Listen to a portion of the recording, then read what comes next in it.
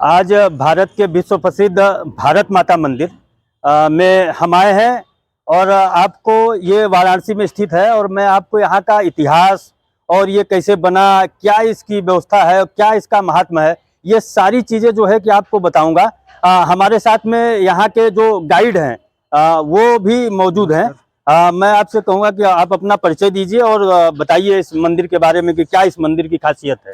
मेरा नाम राजू सिंह है। इस मंदिर का मैं देखभाल करता हूँ, केयरटेकर हूँ। जी जी जी जी। हम लोग जैसा कि किसी भी मंदिर में जाते हैं, कहीं ना कहीं किसी न किसी देवी देवता का हमको मूर्ति देखने को मिलता है, लेकिन काशी में इकलौता ऐसा मंदिर है जहाँ पे अपने अखंड भारत का मानचित्र भारत माता का मंदिर है। इस मंदिर का निर्माण जो है स्वतंत्रता सेनानी राष्ट्र रत्न बाबू श्री शिव प्रसाद गुप्त जी ने कराया था। ये 1913 में जो है कांग्रेस के कोषाध्यक्ष थे और उस समय कांग्रेस का अधिवेशन कराची में चल रहा था। तो ये कराची गए हुए थे। कराची से लौटते समय मुंबई से पुणे में गए थे। पुणे में एक जो है श्री ढूंढू करवे विधवा आश्रम है, उस आश्रम में ऐसा ही मानचित्र मिट्टी का बना था। अच्छा, वहाँ पे मिट्टी का मानचित्र हाँ, था? वहाँ पे था तो मिट्टी का ही, किंतु वहाँ पे भी जो है पहाड़ी, नदियाँ, पठार सब कुछ दर्शाया गया था। तो बाबू श्री शिव प्रसाद गुप्त जी के मन में इच्छा जगी कि ऐसा हमको काशी में बनाना है। अच्छा। तो वहाँ से लौटने के कुछ दिनों बाद फिर इनको लंदन जाना हुआ। तो लंदन गए तो एक म्यूजियम में देखा कि बहुत से छोटे बड़े पत्थर कटे हुए रखे हुए थे। तो जो बाबू श्री शिव प्रसाद गुप्त जी की इच्छा शक्ति थी और दृढ़ मजबूत हुई, और वहाँ से लौटने के बाद अपने मित्रों सहयोगियों से विचार विमर्श किया तो ये हुआ कि मकराना मार्बल। अच्छा, मकराना मार्बल जो लगा है महल बना हुआ है। जी जी जी। मकराना मार्बल जो है सुंदर और टिकाऊ होगा, तो यहाँ पे जो है मकराना मार्बल का बना है। हम लोग कहीं अंदर चलते हैं तो आपको दिखाएंगे, आइए। आइए अंदर, अब आपको ले चल के दिखाते हैं कि मंदिर जो है मकराना मार्बल से जो है यहाँ बना हुआ है और कितना सुंदर और कितना जो है कि विहंगम दृश्य है। भारत माता का ऐसा मंदिर भारत में कितनी जगह है? इकलौता ऐसा मंदिर है यहाँ पे जो अपने अखंड भारत का मानचित्र है। वैसे तो जैसे एक भारत माता का मंदिर हरिद्वार में भी बना हुआ है, लेकिन अपने आप में जो है सबसे अनोखा है।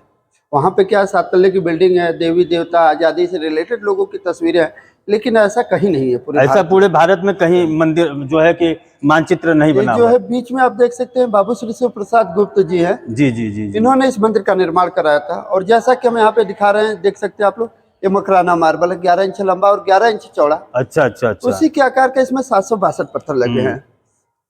और समझिए देश आजाद नहीं हुआ था उस समय बनाना बहुत बड़ी बात थी। जी जी जी। और ये 11 इंच लंबा और 11 इंच चौड़ा एक पत्थर, उसके आकार के इसमें 762 पत्थर लगे हैं और स्केल बाय स्केल मैपिंग की गई, सबसे बड़ी बात है। अच्छा, स्केल बाय स्केल। तो ये कब शुरू हुआ बनना? ये 1918 में बनना शुरू हुआ था और 24 में कंप्लीट हो गया था। 1924 में कंप्लीट हो गया। और 25 अक्टूबर 1936 में महात्मा गांधी जी ने इस मंदिर का उद्घाटन किया। अच्छा, महात्मा गांधी के महात्मा गांधी जी यहाँ पे स्वयं आए हुए थे और उस समय जब इस मंदिर का उद्घाटन हो रहा था, उस समय देश के अन्य हिस्सों से लगभग 30,000 की जनसंख्या यहाँ पे आई थी। अच्छा। जिसमें सरदार वल्लभ भाई पटेल, अब्दुल गफ्फार खान, डॉक्टर भगवान दास जी, राजेंद्र प्रसाद जी, इंदिरा गांधी, पंडित जवाहरलाल नेहरू, ये सभी लोग आए हुए थे। तो जैसे मैंने बताया कि 1 इंच में 2000 फुट के हिसाब से समुद्र तल की गहराई है, उस हिसाब से माउंट एवरेस्ट की ऊंचाई है। आप यहाँ पे थोड़ा आगे आके दिखा दीजिए, ये जो है कि थोड़ा दिखाइए। जैसे यहाँ पे लिखा है 1000, 5000, 10,000, ये 12,000 समुद्र तल की गहराई को दर्शाया गया है। जी जी। यानी 1 इंच में 2000 फुट के हिसाब से, और उसी हिसाब से जो है माउंट एवरेस्ट है सामने। जी जी जी जी। ये सामने माउंट जो एवरेस्ट है दिखाइए। ये माउंट एवरेस्ट है। तो उसकी भी ऊंचाई 1 इंच में 2000 फुट के हिसाब से, और 1 इंच में 6.4 मील लंबाई, लगभग 10.5 किलोमीटर लंबाई दर्शाया गया है। जी जी जी जी। 450 माउंटेन की चोटियों को इसमें दर्शाया गया है जी। 2 बड़ी नदियां, 800 छोटी नदियां। ये जितनी लकीरें आपको दिखलाई दे रही हैं यहाँ पे, ये सब नदियां हैं। अच्छा अच्छा अच्छा। जी जी। तो 2 बड़ी नदी में पहली तो ब्रह्मपुत्रा नदी हो गई, दूसरी गंगा नदी हो गई। जी जी जी। और 800 छोटी नदियों को दर्शाया गया है। और इस मूर्ति को बनाने के लिए 30 लोग लगे थे, इस बिल्डिंग को बनाने के लिए 25 लोग। अच्छा, 30 लोग इस मूर्ति को बना रहे थे और 25 लोग इस बिल्डिंग को। और सबसे बड़ी बात है, जब ये बन रहा था देश आजाद नहीं था, अंग्रेजी शासन था, और जो बनाने वाले 30 लोग लगे थे, ये भी नहीं था कि एक जगह इकट्ठा होकर बना रहे हो। चोरी छुपे अलग अलग स्थानों पर इसकी कटिंग होती थी। तो उसके बाद लाके इसको जोड़ा गया है, क्योंकि ये अंग्रेजों के शासन में बन रहा था, इसलिए चोरी छुपे अपने अपने घरों पे जगह जगह कटिंग जो है कि होती थी। उस समय तो कोई, आज तो हमारे पास सैटेलाइट है, मोबाइल है, सब कुछ है। उस समय ऐसी कोई सुविधा नहीं थी। अच्छा अच्छा। केवल छेनी हथौड़ी से और इतनी बारीकी के साथ इस चीज को बनाया गया, जो आज हम लोगों के लिए गर्व की बात है कि आज से 100 साल पहले जो अपना अखंड भारत था, हम यहाँ पे देख सकते हैं। नहीं, वो तो देखने में ही लग रहा है और एकदम ये जो है जो कि बना है ये बृहद 1917 के मानचित्र के आधार पे बना है। 1917 के 17 मानचित्र के आधार पर। इसीलिए इसमें अफगानिस्तान, बलूचिस्तान, तिब्बत, वर्मा, बांग्लादेश इन सभी को दर्शाया गया है। जैसा कि ये देखिए आप लोग, अजय थोड़ा सा आगे भाई साहब, आगे आ जाइए, दिखाइए। ये देखिए ये बलूचिस्तान हो गया, बलूचिस्तान है ये। अफगानिस्तान हो गया, अच्छा अच्छा। ये जो है कश्मीर का पूरा राज्य हो गया। और यहाँ पे जो है कश्मीर है और एक जम्मू है और ये कश्मीर की खाड़ी है। जी जी जी जी और ये सामने देखिए आप यहाँ पे देख सकते हैं, जैसे यहाँ पे देखिए लिखा है जी जी जी हिमालय की श्रृंखला, ये पूरी हिमालय की श्रृंखला हो गई। जी ऊपर में जो है ये तिब्बत हो गया, पूरा तिब्बत जी का पठार हो गया। जी जी जी यहाँ पे जो है मंगोल देश हो गया, मंगोलिया। जी ये नीचे जो है ये तुर्किस्तान को दर्शाया गया है। जी जी जी जी जी ये जी यहाँ पे जो है बर्मा हो गया, म्यांमार, जी जी बर्मा। जी ये बंगाल हो गया। जी इधर जो है थाईलैंड को भी दर्शाया गया है। और ये मलय प्रांत मलेशिया हो गया। जी जी ये अंडमान निकोबार सुमात्रा हो गया। जी और इधर जो है अरब का समुद्र हो गया। देखिए आप यहाँ पे लिखा भी है अरब का समुद्र। ये लक्षद्वीप, मालदीव, नीचे हिंद महासागर हो गया, ऊपर बंगाल की खाड़ी हो गई। जी। ये श्रीलंका हो गया। और ये राम सेतु ब्रिज को भी दर्शाया गया। अच्छा, एक बहुत बड़ी बात है कि आज से 100 साल पहले इस चीज को बनाना और हम लोगों के लिए बहुत गर्व की बात है। और इस मंदिर को अपने यहाँ के लोग तो भारतीय आते ही हैं, जी। लेकिन बनारस में कहीं विदेशी पर्यटक बनारस में आते हैं तो इस मंदिर को जरूर देखने आते हैं। और वो देखकर आश्चर्यचकित भी होते हैं कि कैसे किस तरह से इस मंदिर को बनाया गया होगा। और वो लोग देखकर आश्चर्यचकित होते हैं कि उस समय जबकि कोई सुविधा नहीं थी, फिर भी इतनी जो है इतना बारीक जो है कि बारीकी से। काम। बड़ी बात है, बाबू श्री शिव प्रसाद गुप्त जी स्वतंत्रता सेनानी थे। जैसे सबको आज के समय में भारत रत्न मिलता है उपाधि, लेकिन बाबू श्री शिव प्रसाद गुप्त जी को केवल राष्ट्र रत्न की उपाधि मिली है, इन्हीं को, वो भी गांधी जी ने दिया था। और ये जो है स्वतंत्रता सेनानी थे और इनका ये विचार था कि भारत ही एक ऐसा देश है, उधर से भी चला भारत ही एक दिखाया ऐसा देश है जहाँ पे सभी जाति धर्म समुदाय के लोग एक साथ रहते हैं। तो ऐसे मंदिर की स्थापना कराई जाए जो बिना किसी रोक टोक, बिना किसी भेदभाव के भारत माता सबके का, दर्शनीय हिंदू जो है मुस्लिम सिख ईसाई हो, चाहे किसी भी जाति किसी भी धर्म का हो, भारत माता का दर्शन कर सके। क्योंकि उस समय देश आजाद नहीं था और अंग्रेजी गुलाम था। और उस समय क्या था कि हमारे यहाँ जाति धर्म का बहुत बड़ा भेद हुआ करता था। जी जी तो इसीलिए उन्होंने इस मंदिर की स्थापना कराया कि सभी जाति, सभी धर्म, सभी लोग एक मंच पे एकत्रित होकर देश को आजाद करा सके। इधर से जरा चित्र ले लीजिए जो है बढ़िया से भारत माता का, जिसे कि लोग देख सकें। ये भारत माता का जो है कि मंदिर आपको दिखाई दे रहा होगा। इसमें जो है कि सारा जो है भाई साहब ने बताया है कि कैसे जो है कि बने हुए हैं मकराना मार्बल से।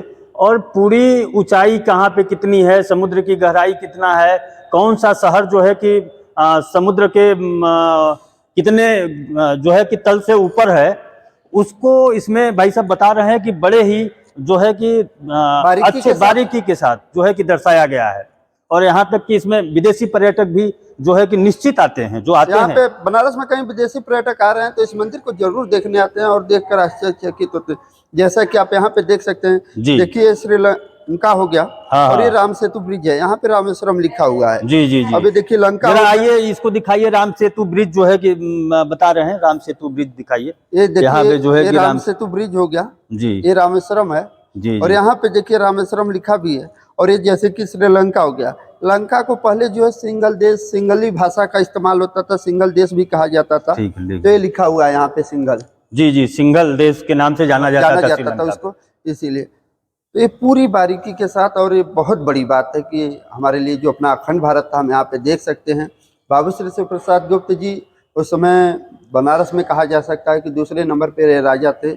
और इन्होंने सन 1918 में भारत माता मंदिर की स्थापना, 1920 में आज अखबार आता है, सबसे पुरानी आज अखबार है, उसकी स्थापना कराया। और 1921 में काशी विद्यापीठ यूनिवर्सिटी की भी स्थापना कराया। जी, यूनिवर्सिटी बगल में है, यहाँ के जो है कि बगल में विश्वविद्यालय। और उसको बाद में उन्होंने सरकार को डोनेट कर दिया। लेकिन इस मंदिर का भी देखभाल जो है कि बाबू श्री शिव प्रसाद गुप्त जी के ही परिवार ट्रस्ट से होता है।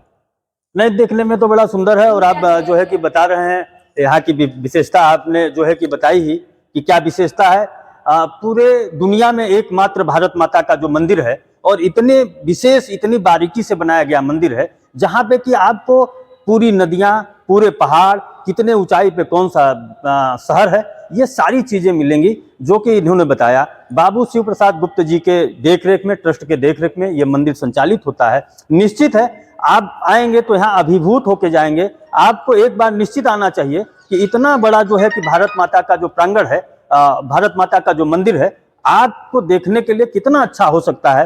अभी राजू जी नाम है, आपने बताया है, बड़े अच्छे तरीके से जो है आपको ये जो है कि जानकारी मिली होगी। हम ये चाहते हैं कि आप भी आएं और इस मंदिर को देखें। और आप लोग कभी भी जो है, वैसे तो मतलब भारत माता का मंदिर सुबह 7:30 बजे खुल जाता है, शाम को हम लोग 5:30 बजे बंद हो जाता है, लेकिन वैसे तो आप हमेशा दिन खुला रहता है। लेकिन कभी आप बनारस में स्वतंत्रता दिवस और गणतंत्र दिवस पे आते हैं तो उस मंदिर को जरूर आइए देखने।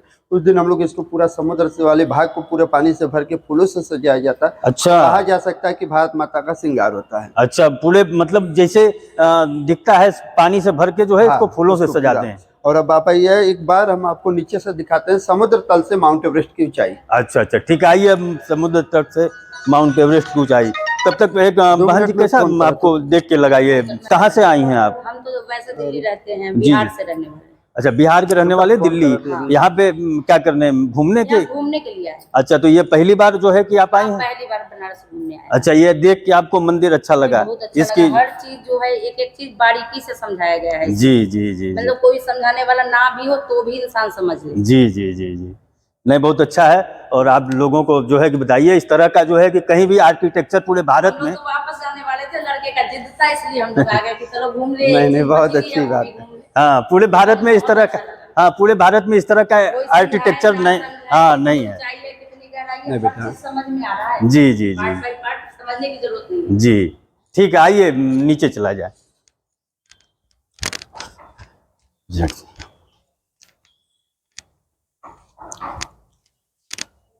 अब यहाँ पे जो है हम लोग समुद्र तल से माउंट एवरेस्ट की ऊंचाई देखेंगे। हम लोग इस समय समुद्र तल पे खड़े हैं, मतलब एक तरह से समुद्र, ये देखिए ये समुद्र तल का लेवल हो गया भाई साहब। अच्छा अच्छा, ये लेवल है, दिखाई दे रहा है, और ये लेवल दिखा रहे हैं भाई साहब। जब हम इस लेवल से देखेंगे तो ये सामने पूरी हिमालय पर्वत है। जी जी जी, इसमें आपको देखेंगे सबसे ऊंची चोटी ये माउंट एवरेस्ट दिखलाई देगी। अच्छा, माउंट एवरेस्ट जरा दिखलाइए। माउंट एवरेस्ट की चोटी जो है कि दिखलाई दे रही है।